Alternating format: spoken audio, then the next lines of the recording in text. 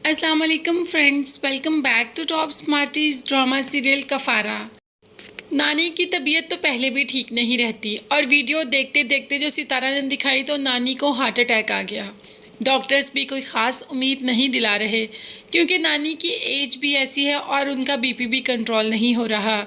اب تو ماں بہت زیادہ دعائیں کر رہی ہے اپنی ماں کے لیے کہ سالار کی نانی بچ جائے۔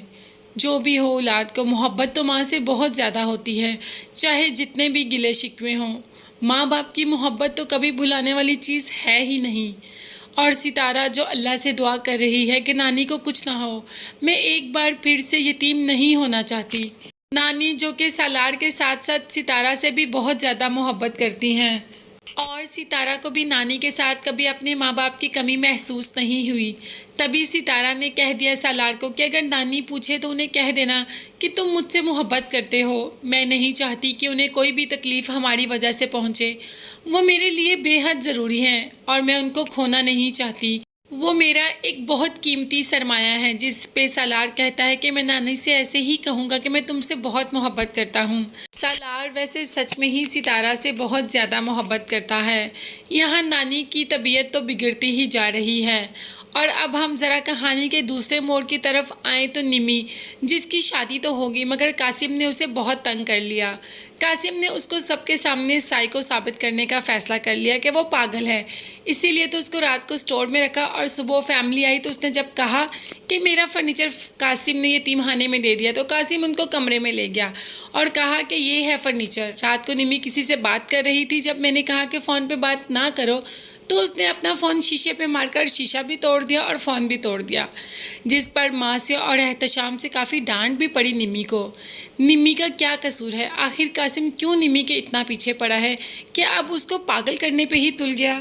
صاحبہ کی ماں کو بھی اس کے فرینڈ کی کال چلی جاتی ہے جو کہ ساری حقیقت بتا دیتی ہے کہ کس طریقے سے صاحبہ نے سالار کو ہراس کرنے کی کوشش کی اور کہہ یہ رہی ہے کہ اس نے ہراس کیا، تمہاری بیٹی بہت بری ہے، ہم نے تمہاری بیٹی کا سارا ویڈیو دیکھا، اب تم کسی کو منہ دکھانے کے قابل بھی نہیں رہی۔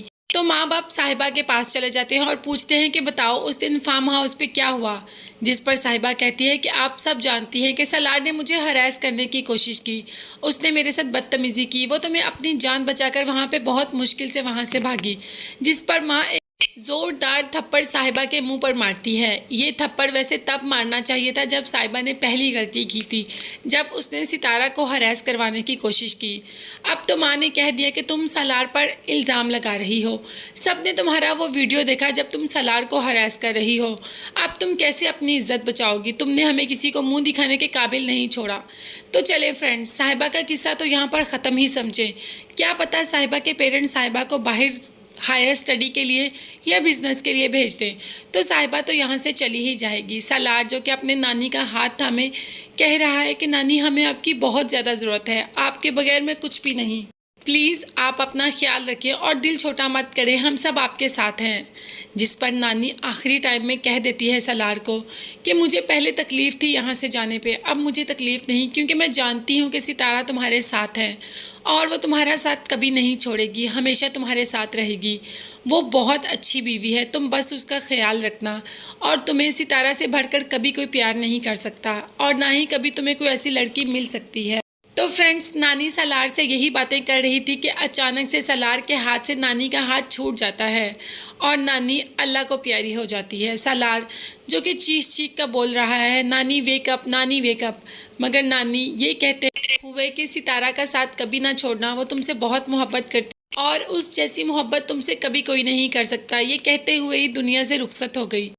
نانی کے جانے کے بعد تو ستارہ بالکل ٹوٹ جائے گی اور سالار بھی۔ سالار بہت زیادہ محبت کرتا تھا اپنی نانی سے اور ستارہ نے تو ان میں اپنی ماں دیکھی۔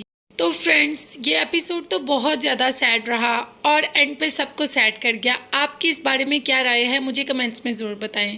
اس کے ساتھ ساتھ میرے چینل کو ضرور سبسکرائب کیجیے گا، ساتھ ہی ساتھ بیل آئیکن کا نوٹیفیکیشن ہے وہ ضرور پریس کر دیں تاکہ میری ہر نئی آنے والی ویڈیو آپ تک بآسانی پہنچ سکے۔ اپنا بہت زیادہ خیال رکھیے گا، مجھے بھی اپنی قیمتی دعاؤں میں یاد رکھیے گا۔ نیکسٹ ویڈیوز تک کے لیے اللہ حافظ، bye bye and take care.